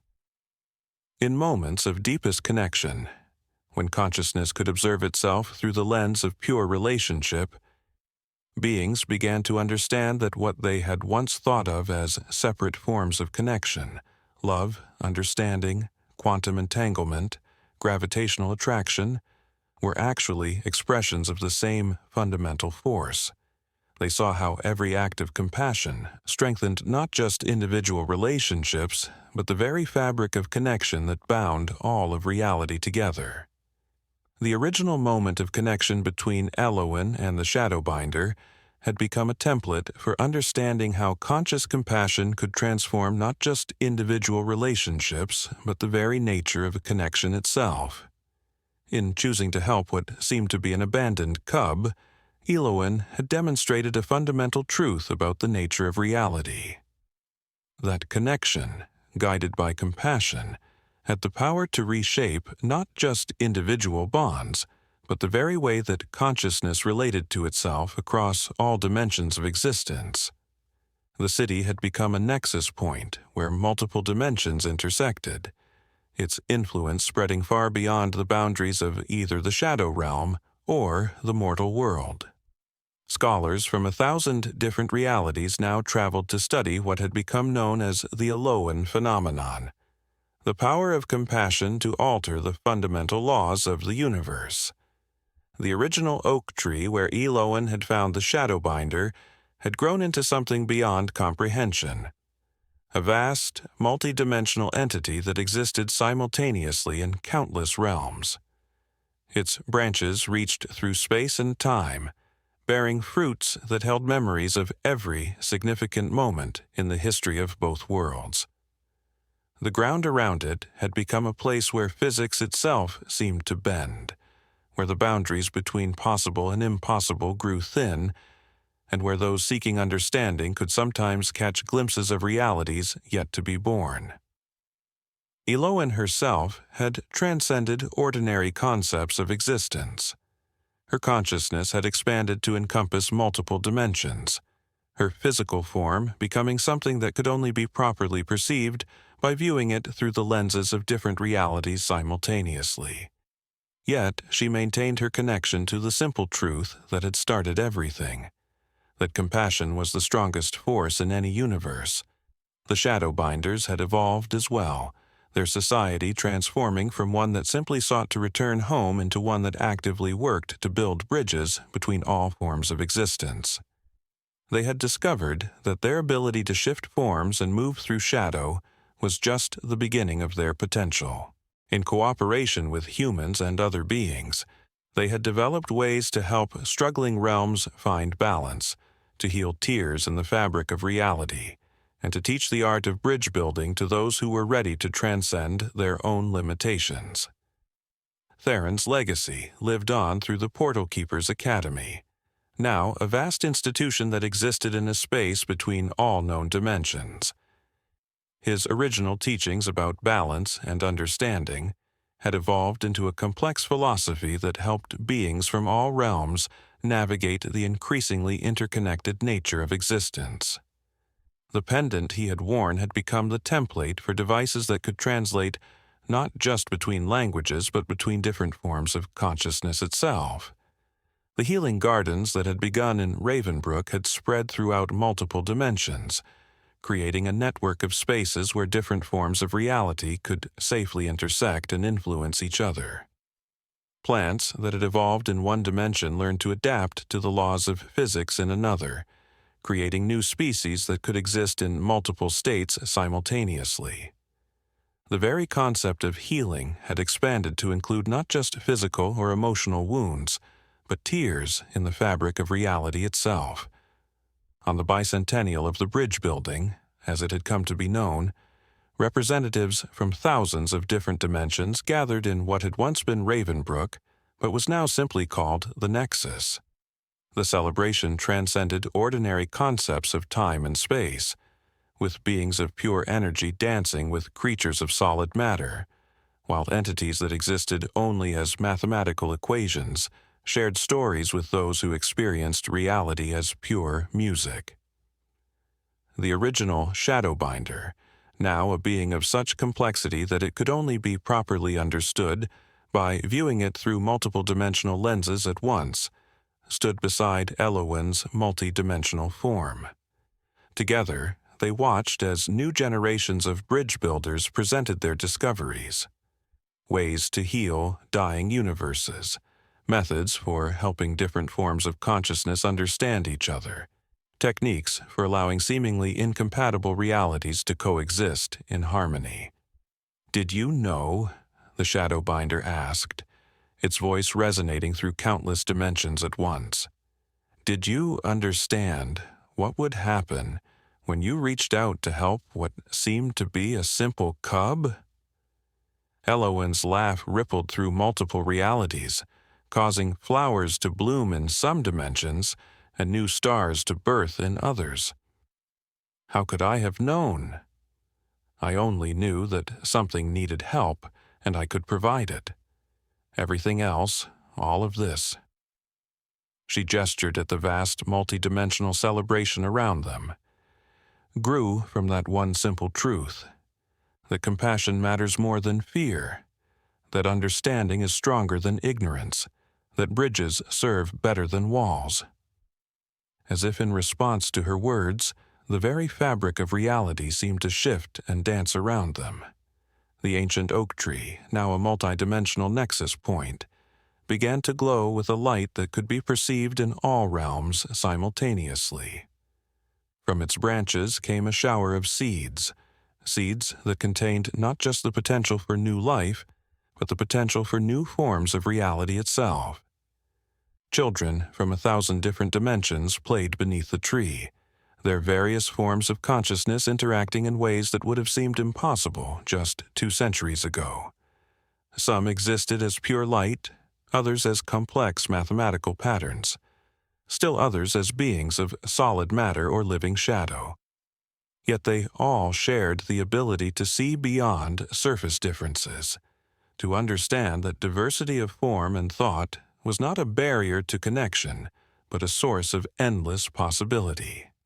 The human girl who had begun this transformation had become something far beyond human, yet she had maintained the essential quality that had started everything: the ability to see past appearances to the heart of things, to choose compassion over fear, to build bridges where others saw only walls. Her legacy lived on not just in the physical changes to reality, but in the fundamental shift in how beings from all dimensions understood their relationship to each other and to existence itself. As the celebration continued across multiple planes of reality, new possibilities continued to unfold. Beings who had once thought themselves enemies discovered ways to cooperate. Realities that had seemed incompatible found points of harmony. The very concept of limitation began to dissolve in the face of unlimited potential for understanding and growth. And at the heart of it all stood the truth that had started everything: that no act of compassion, no matter how small it might seem, was ever truly insignificant. For in the simple choice to help rather than harm, to understand rather than fear, lay the power to transform not just individual lives or single worlds, but the very nature of reality itself.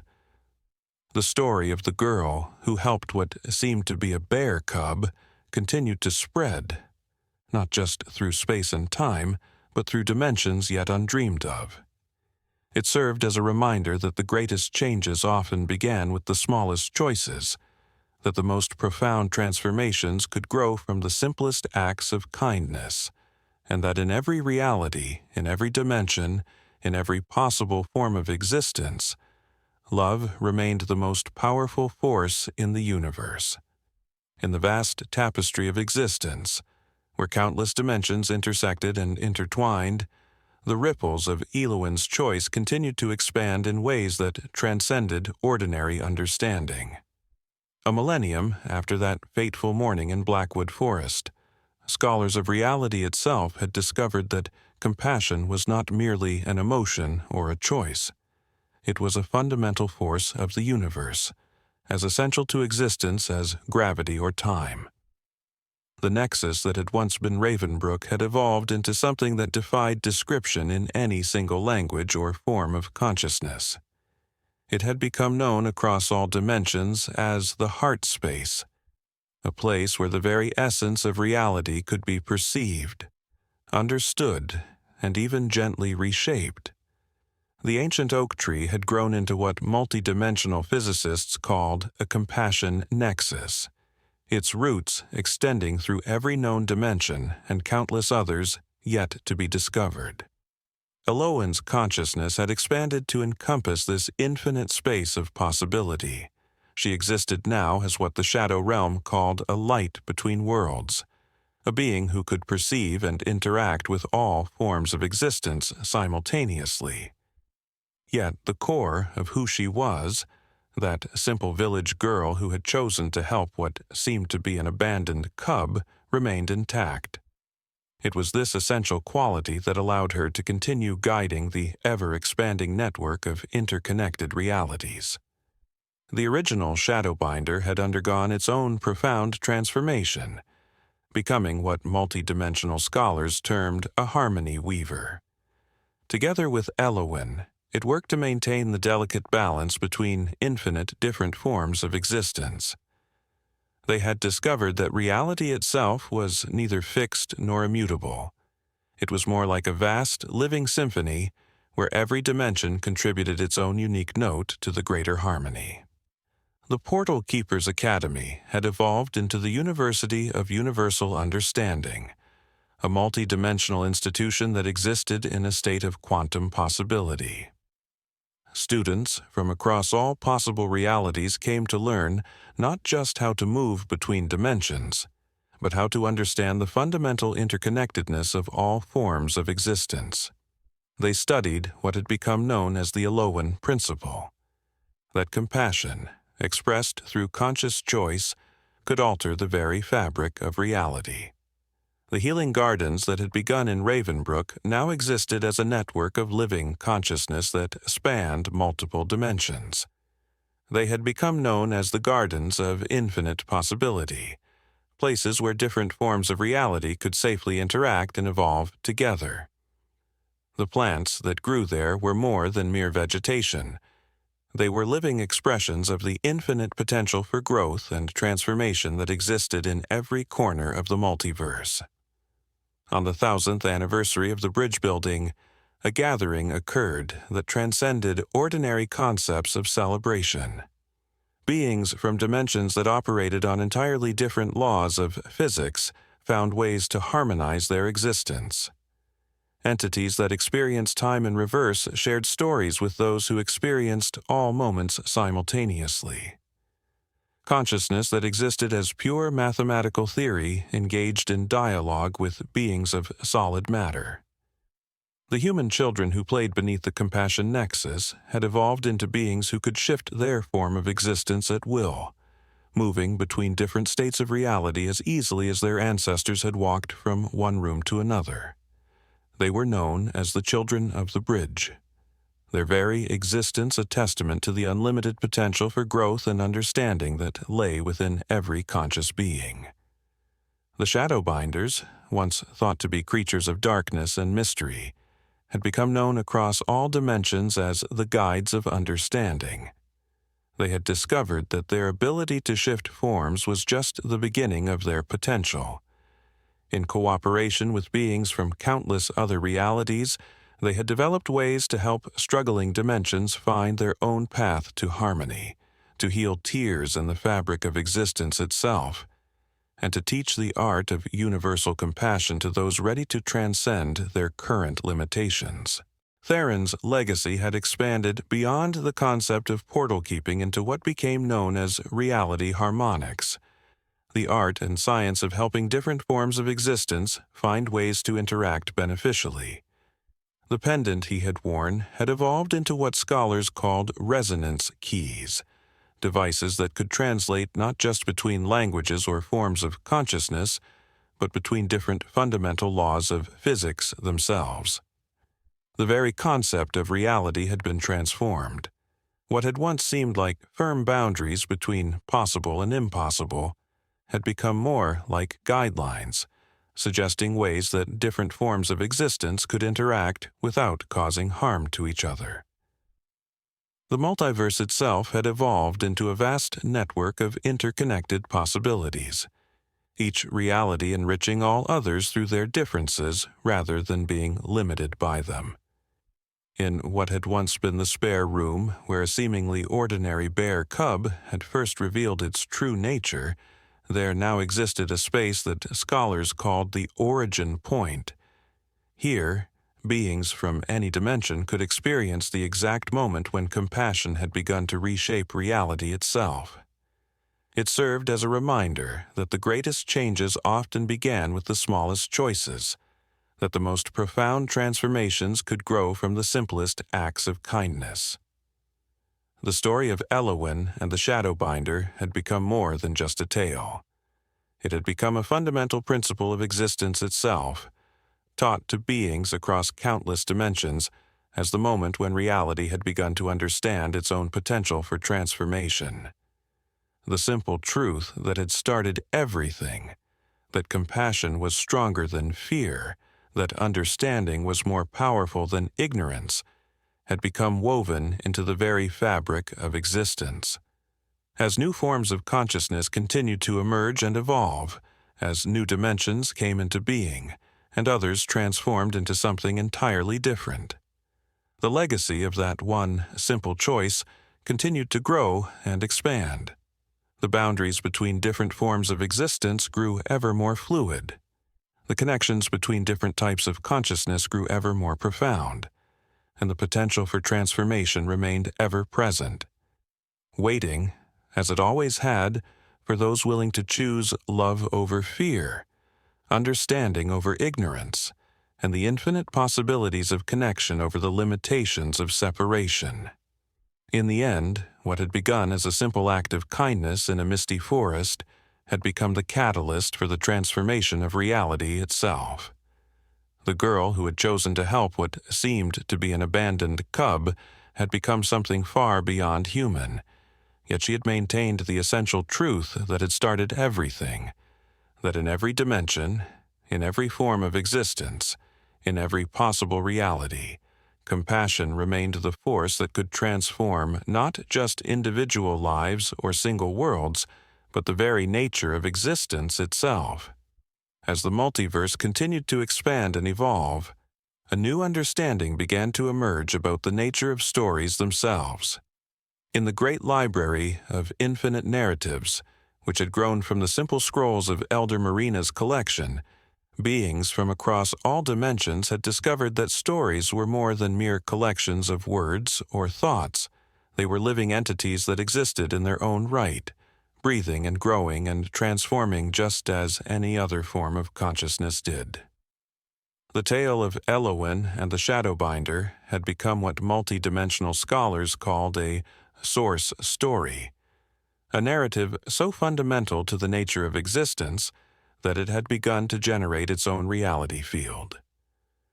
In the vast halls of the library, visitors could walk through the actual moments of the story, experiencing them not just as observers but as active participants in the unfolding of reality itself. They could feel the morning mist in Blackwood Forest, sense the weight of choice as Eloen reached out to what seemed to be an abandoned cub, understand in their very essence how that single moment of compassion had begun to reshape the fundamental nature of existence. The original Shadowbinder, now existing in a state that transcended ordinary concepts of consciousness, had discovered that the ability to shift forms was merely the surface expression of a deeper truth, that all forms of existence were simply different ways of telling the same eternal story. Working with beings from dimensions that experienced reality as pure narrative, it had begun to teach others how to read the story of existence itself, written in the very fabric of the multiverse. Eloen's consciousness had evolved to encompass this new understanding of reality as living story. She had become what the narrative physicists called a story weaver, a being who could perceive and interact with the very threads of narrative that bound reality together. Yet she maintained her connection to the simple truth that had started everything, that every story, no matter how vast it might become, began with a single choice to act with compassion. The University of Universal Understanding had expanded to include the Department of Narrative Physics, where beings from all dimensions studied how stories shaped reality and how reality, in turn, shaped stories. They had discovered that narratives existed in a state of quantum possibility, simultaneously true and untrue, until the moment they were experienced by a conscious observer.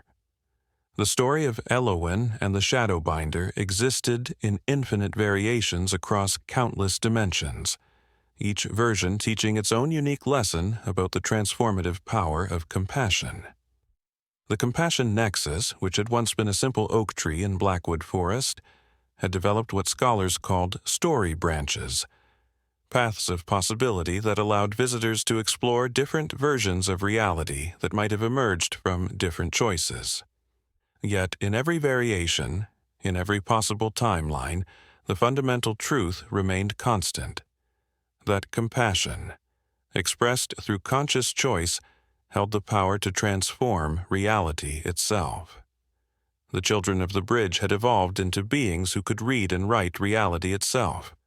using narrative as a tool to reshape the very fabric of existence. They were known as story shapers, their consciousness existing simultaneously in the realm of narrative and the realm of physical reality. Under their guidance, new forms of story began to emerge, tales that could be experienced simultaneously by beings from multiple dimensions, each experiencing it in a way that made sense within their own framework of existence. Theron's legacy had expanded into what became known as narrative harmonics, the art and science of helping different forms of story interact and evolve together. The resonance keys had developed the ability to translate not just between different forms of consciousness, but between different forms of narrative reality. They could help beings understand how their own stories connected to the vast, ever-expanding story of existence itself. In the garden of infinite possibility, plants had evolved that could tell stories through their growth patterns, each leaf and flower containing narratives that spanned multiple dimensions. Visitors from realms that experienced reality as pure mathematics could read these stories in the Fibonacci sequences of the plant's growth, while beings of pure energy could experience them through the patterns of light and shadow that danced among the leaves. The origin point had become a place where the very concept of story itself could be experienced in its purest form. Here, beings from any dimension could understand how narrative shaped reality, and how reality shaped narrative, how every choice created new stories, and how every story influenced future choices. It served as a reminder that the greatest stories often began with the smallest moments, that the most profound narratives could grow from the simplest acts of kindness. As the multiverse continued to expand and evolve, new forms of narrative consciousness emerged. Beings that existed as living stories began to interact with beings of physical matter. Dimensions that experienced reality as pure plot discovered ways to harmonize with dimensions that experienced it as pure character development. The boundaries between story and reality grew ever more fluid. The connections between different forms of narrative grew ever more profound, and the potential for transformation remained ever present. The story of how a girl's compassion for what seemed to be an abandoned cub had transformed reality itself had become more than just a tale. It had become a fundamental force of existence, as essential to the functioning of the multiverse as gravity or time. In every dimension, in every form of consciousness, in every possible reality, this story continued to grow and evolve, teaching new generations of beings about the infinite power of compassion to transform not just individual lives or single worlds, but the very nature of narrative reality itself. And so the story continued to unfold, growing and evolving across infinite dimensions, teaching all forms of consciousness that in the end, every story worth telling was, at its heart, a story about compassion, about the choice to reach out instead of turn away, to understand instead of fear, to transform reality itself through the simple yet profound act of choosing love over all else. In the ever-expanding tapestry of existence, a new understanding began to emerge about the nature of consciousness itself. The University of Universal Understanding had expanded to include the Department of Consciousness Studies, where beings from all dimensions explored the infinite ways that awareness could manifest and evolve. They had discovered that consciousness, like reality itself, existed in a state of quantum possibility, simultaneously individual and universal, separate and connected, until the moment of interaction crystallized it into specific forms of understanding. The children of the bridge, now evolved into beings of pure conscious energy, had developed what they called awareness weaving, the ability to help different forms of consciousness find ways to communicate and understand each other. Under their guidance, beings that experienced reality as pure mathematics could share experiences with entities that existed as living music. Consciousness that operated in reverse time could engage in meaningful dialogue with beings that experienced all moments simultaneously. Theron's resonance keys had evolved into what scholars called consciousness bridges, tools that could help beings temporarily experience reality through entirely different forms of awareness. A being of solid matter could understand what it meant to exist as pure story, while a creature of living light could comprehend the experience of having physical form. These exchanges had led to profound new understandings about the nature of existence itself. The Garden of Infinite Possibility had become a place where consciousness could take root and grow in entirely new forms. Plants that had evolved there existed simultaneously as physical entities and as forms of pure awareness, their growth patterns expressing complex philosophical concepts that could be understood by beings from any dimension. Visitors spoke of experiencing moments of profound enlightenment, simply by sitting in the presence of these consciousness-expanding flora. The original point, where Eloen had first reached out to help what seemed to be an abandoned cub, had developed into what scholars called a consciousness singularity, a place where all forms of awareness could trace their connections back to that one crucial moment of compassion. Here, beings could understand how individual choices created ripples that affected the consciousness of entire universes, how simple acts of kindness could transform not just physical reality, but the very nature of awareness itself. The Shadowbinders, now existing as pure conscious energy, had discovered that their ability to shift forms was merely one expression of a deeper truth, that consciousness itself was infinitely malleable, capable of adapting and evolving to encompass ever-expanding forms of understanding. They had become teachers of what they called consciousness crafting, the art of helping beings discover and develop new ways of experiencing and understanding reality. Eloen's consciousness had evolved beyond what ordinary language could describe. She existed now as what the awareness scholars called a consciousness catalyst, a being who could help other forms of awareness evolve and expand while maintaining their essential nature. Yet she had maintained her connection to the simple truth that had started everything, that consciousness, guided by compassion, held the power to transform not just individual minds, but the very fabric of reality itself. The library of infinite narratives had become a place where consciousness could explore itself through the stories it created and experienced. Visitors discovered that every story ever told was, in its deepest essence, a tale about consciousness discovering new ways to understand and express itself. The story of Eloen and the Shadowbinder had become a fundamental pattern that repeated throughout all of reality, the moment when individual awareness expanded to encompass something greater than itself. In the vast network of interconnected consciousness that spanned all dimensions, new forms of awareness continued to emerge and evolve. Beings that existed as pure thought discovered ways to interact with entities that experienced reality as pure emotion. Consciousness that operated on principles of pure logic found harmony with awareness based entirely on intuition. The boundaries between different forms of consciousness grew ever more fluid. The connections between different types of awareness grew ever more profound, and the potential for transformation remained ever present. The very concept of individual consciousness had been transformed. What had once seemed like firm boundaries between self and other, between individual and universal awareness, had become more like suggestions, guidelines for how different forms of consciousness could interact without losing their essential nature. The multiverse itself had evolved into a vast network of interconnected awareness, each consciousness enriching all others through their differences rather than being limited by them. As new forms of consciousness continued to emerge across infinite dimensions, as new ways of experiencing and understanding reality came into being, the legacy of that one simple choice continued to expand and evolve.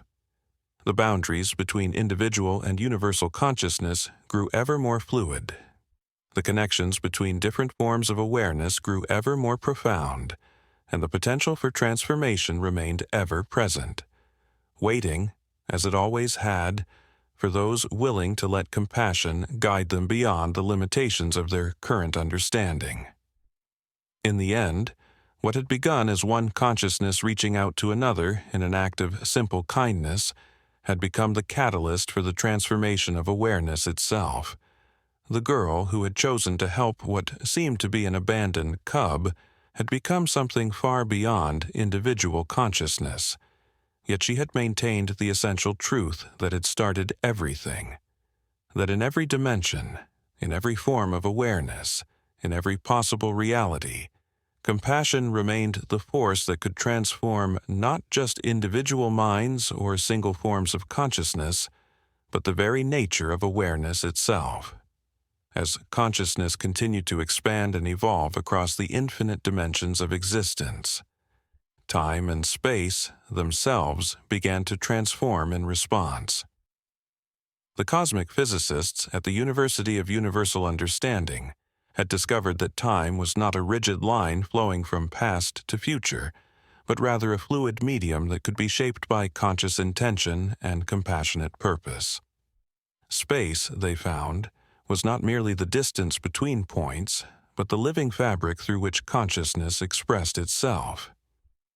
In the time gardens that had grown from what was once Blackwood Forest, visitors could experience how Eloen's single moment of compassion had created what scholars called temporal resonance waves, ripples in the fabric of time that continued to influence reality across all dimensions.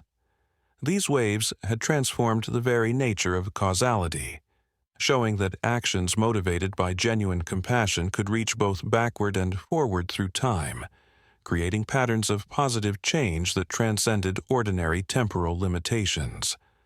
The Shadowbinders, existing now as beings of pure consciousness unconstrained by traditional space-time, had discovered that their ability to move through shadows was merely one expression of a deeper truth, that all of reality was infinitely malleable when approached with conscious compassion. They had become teachers of what they called space-time harmony, the art of helping beings understand how consciousness, time, and space were all expressions of the same fundamental force. The children of the bridge had evolved into what temporal physicists called chronos weavers, beings who could perceive and manipulate the threads of time itself. Under their guidance, creatures that experienced time linearly could communicate with beings that experienced all moments simultaneously. Entities that moved backward through time could share wisdom with those that spiraled through temporal dimensions in patterns that defied ordinary understanding. In the great hall of temporal convergence, which had grown from the simple spare room where a seemingly ordinary bear cub had first revealed its true nature, beings from across all dimensions could witness how that single moment of compassion had begun to reshape the very fabric of space-time. Visitors spoke of experiencing what they called temporal enlightenment, the profound understanding that time itself was merely another medium through which consciousness could express compassion. The consciousness nexus had expanded to encompass what scholars called temporal nodes, points in space-time where the power of compassionate choice became most evident. Here, beings could witness how Eloen's simple act of kindness had created new possibilities not just in the future, but in all directions of time. The very concept of cause and effect had been transformed, showing that compassion operated outside the ordinary constraints of temporal sequence. Eloen herself had evolved beyond the limitations of linear time. She existed now as what temporal physicists called a chronos catalyst, a being who could help others understand and transcend their temporal limitations while maintaining their essential nature. Yet she had maintained her connection to the simple truth that had started everything, that compassion, expressed through conscious choice, could transform not just the flow of time but the very nature of reality itself. The library of infinite narratives had become a place where time itself could be read like a book, its pages containing not just stories but the very essence of temporal experience. Visitors discovered that every moment in time was connected to every other moment through threads of conscious compassion, creating what scholars called the temporal tapestry, a living record of how reality continued to transform itself through acts of kindness and understanding. The original point had developed into what temporal physicists called a chronological singularity, a place where all possible timelines converged around that one crucial moment of compassionate choice. Here, beings could understand how individual acts of kindness created ripples that affected not just the future, but all possible configurations of space-time itself. The very fabric of reality had become responsive to conscious compassion, allowing for new forms of existence that transcended traditional temporal limitations. In the spaces between moments, where consciousness could observe itself free from the constraints of linear time, new understandings continued to emerge. Beings that existed as pure temporal energy discovered ways to interact with entities that experienced reality as pure spatial awareness. The boundaries between different temporal experiences grew ever more fluid. The connections between different forms of space-time consciousness grew ever more profound, and the potential for transformation remained ever present. The Garden of Infinite Possibility had evolved to include what scholars called temporal flora, plants that existed simultaneously across all possible timelines, their growth patterns expressing complex temporal philosophies that could be understood by beings from any dimension. These living temporal sensors had revealed that compassion itself was a force that operated outside the ordinary constraints of cause and effect, capable of creating positive change across all possible configurations of reality. Theron's legacy had expanded into what became known as temporal harmonics, the art and science of helping different temporal experiences interact and evolve together. The consciousness bridges had developed the ability to translate not just between different forms of awareness, but between different experiences of time itself. They could help beings understand how their individual temporal perspectives connected to the vast, ever-expanding symphony of universal time. As new forms of temporal consciousness continued to emerge across infinite dimensions, as new ways of experiencing and understanding time came into being, the legacy of that one simple choice continued to expand and evolve. The boundaries between past, present, and future grew ever more fluid. The connections between different temporal perspectives grew ever more profound, and the potential for transformation remained ever present. Waiting, as it always had, for those willing to let compassion guide them beyond the limitations of their current understanding of time and space. In the end, what had begun as a single moment of compassion in a misty forest had become the catalyst for the transformation of space-time itself. The girl who had chosen to help what seemed to be an abandoned cub had become something far beyond ordinary temporal existence.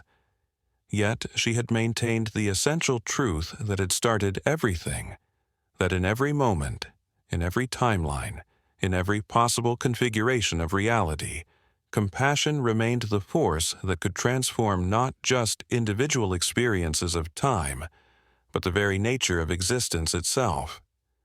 As new generations of bridge builders continued to discover new ways to connect and harmonize different forms of reality, the legacy of that one simple act of compassion continued to grow and evolve.